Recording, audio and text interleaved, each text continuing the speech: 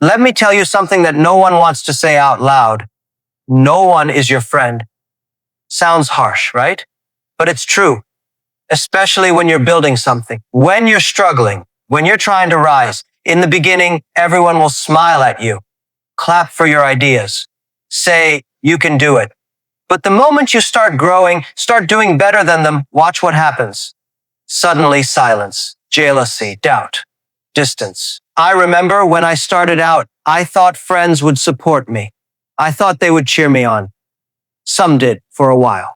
But when sacrifices had to be made, when hard decisions came, most disappeared. Why? Because they were never really in it for me. They were in it for what they could get. Let's be honest. Friendship fades when interests collide. It's easy to be friends when nothing is at stake. But when your success threatens their comfort, you become the enemy. So what do? You stop expecting. You stop relying on people's approval. You stop depending on someone to believe in you. You believe in yourself. Build a team. Build partnerships. But keep your eyes open. Loyalty is tested when you fail, and even more when you win. You think people will support your dream because they love you. No. People support what works. If your dream is profitable, they'll line up. If it fails, they'll disappear. This is not pessimism. This is business. This is reality. And yet, this is also freedom. Because when you accept that no one is your friend, you stop chasing applause. You start building in silence. You make better decisions. You become dangerous, not because you're cold, but because you're clear. So next time you feel alone on your journey, remember this: no one is your friend, but that's exactly how winners are made. In business, when you decide to chase something bigger than comfort, when you commit to building, growing, leading, or breaking a mold, you quickly realize something most people never talk about. It gets lonely. Not because people hate you, not because you isolate yourself on purpose, but because the higher you go, the fewer people understand the weight you're carrying. Everyone wants success, but no one talks about the silence that comes with it. The long nights where you're the only one still working. The decisions you have to make alone because no one else sees what you see. The conversations you can't have because people around you are operating at a different level of urgency, of hunger, of vision. In the beginning, everyone is around. Friends cheer you on. Family supports you. You have people to talk to, people who nod along. But the moment your pace increases, they start to drop off. You work while they party. You invest while they spend. You evolve while they stay the same. Slowly, your world separates from theirs, not out of arrogance, but out of necessity. The path you're on doesn't leave much room for passengers.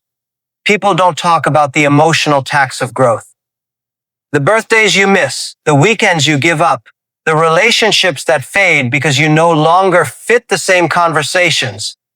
You start to feel misunderstood, not because you're better, but because you're moving differently.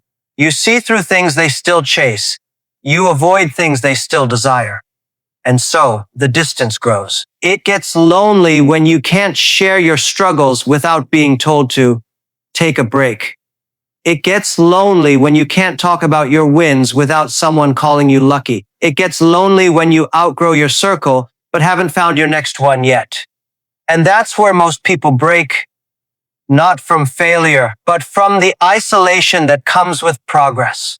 The climb separates you. It forces you into rooms where you're the least experienced, the least connected, the least understood. You walk into meetings and no one cares about your past.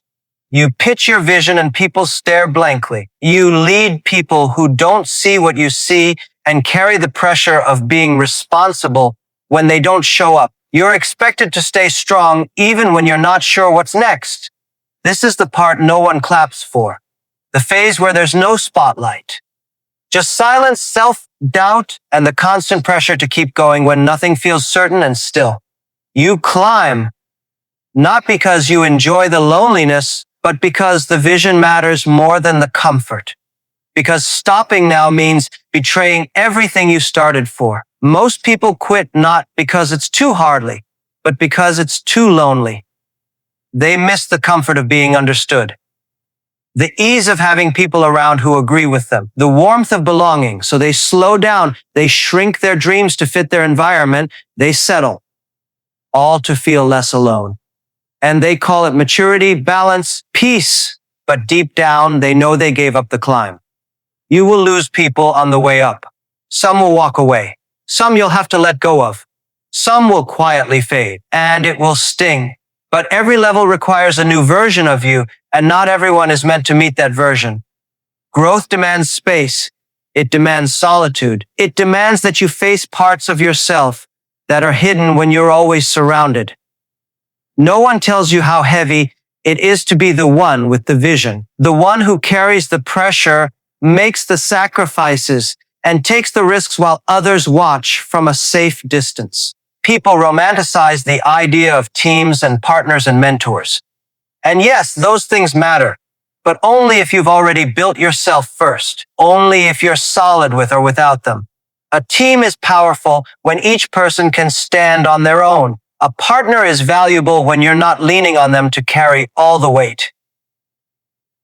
A mentor is useful when you're already taking action, not when you're waiting around for guidance before you move. The world doesn't owe you support. It rewards those who support themselves first. You have to be your own motivator when no one believes in you. Your own strategist when plans collapse. Your own cheerleader when the silence feels loud. No one can do the internal work for you. No one can train your mind for you. No one can make you bounce back faster except you. People waste years waiting for a lifeline that never comes. They wait for the right timing, the right partner, the right call. But time doesn't stop while you wait. It moves on. Opportunities move on. People move on. And if you're not prepared to move on by yourself, you'll get left behind. One of the most common mistakes people make, especially in business, is assuming that trust comes automatically. They believe that just because someone smiles, nods, or shares a few common goals, that person is trustworthy. But trust is not a given. It's not based on time, titles, or even shared history. Trust is earned through behavior, results, and consistency under pressure. You don't trust people because they say the right things. You trust people because they do the right things, especially when no one's watching. In the business world, words are cheap. Promises are easy. Commitments mean nothing without follow through. Everyone sounds good when the stakes are low. Everyone has integrity in the first meeting. The real test comes when money's involved, when decisions get hard, when circumstances change. People often get blindsided because they put their faith in someone too fast. A co-founder talks big and disappears when it's time to execute.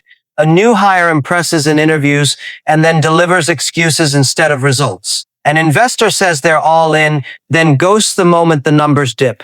And every time, people say, "But I trusted them." That's the problem. You trusted too soon. Trust is not a blanket you throw on someone because you like them. It's not a favor. It's a currency.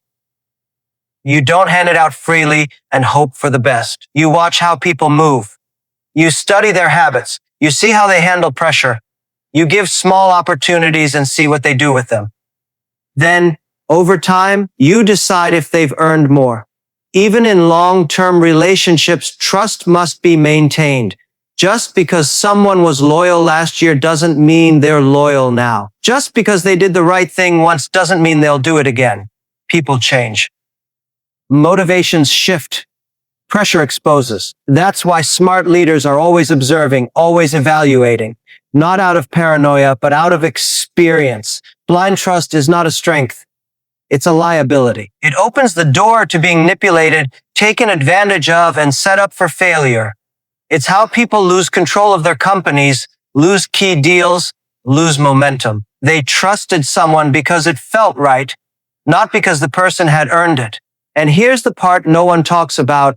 When interests clash, people justify anything. The same person who once stood by you will now say, "I deserve more," or "I was always the one doing the real work," or "You changed." And maybe you did. Maybe they did. That's not the point.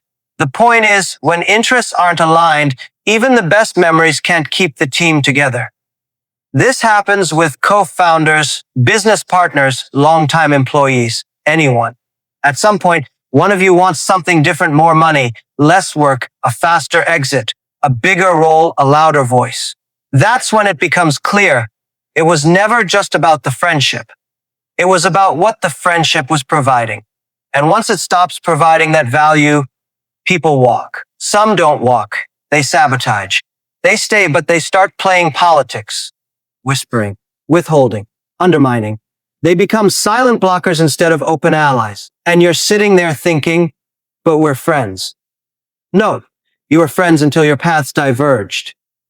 Friendship is easy when things are equal, when there's no pressure, no scoreboard.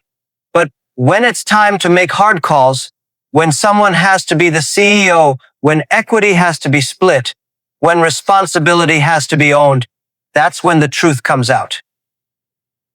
People reveal who they are when their interests are threatened. This is why mature entrepreneurs protect the business first. They don't mix roles without clear boundaries. They put everything in writing, even with friends. They understand that structure preserves relationships better than feelings ever could.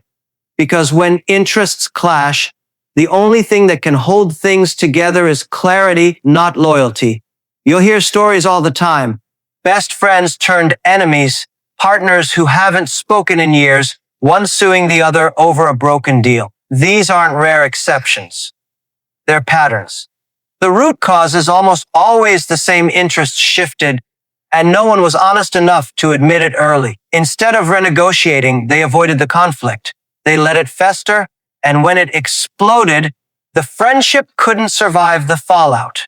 Most people believe friendships are built to last forever. That's what we're told growing up. Loyalty, support, trust. It sounds beautiful, but step into the world of business, and that idea gets tested fast. The moment money, control, recognition, or survival enters the equation, friendships start to wobble. They shake, crack, and often collapse. Not because people are evil, but because interests change, and when they do, people change with them. You can grow up with someone, go broke with someone, even build something from scratch together. But the minute what you want and what they want are no longer aligned, conflict will follow. It's not personal. It's structural. Because in business, it's not about feelings. It's about position, outcome, and control. Here's what most people don't understand. Alignment is everything. Two people can be friends for 10 years, but if one wants to scale fast and the other wants to play it safe, it won't last. If one wants to reinvest profits and the other wants to cash out, it won't last. You'll see tension, resentment, passive aggression, and eventually open betrayal. It starts small. One friend starts making more decisions without consulting the other. One wants more credit, more money, more say. Suddenly the energy shifts. Meetings feel colder. Communication slows down. You realize you're not aligned anymore. Not in vision, not in values, not in drive. And that's where the friendship starts dying. In the beginning, you think you can fix it. You tell yourself, we've known each other forever. We'll work it out. But business has no memory. It only rewards performance and alignment. If your interests aren't synced, the business will suffer. If you force it to work just to protect the friendship, you lose twice. First the business, then the friendship anyway.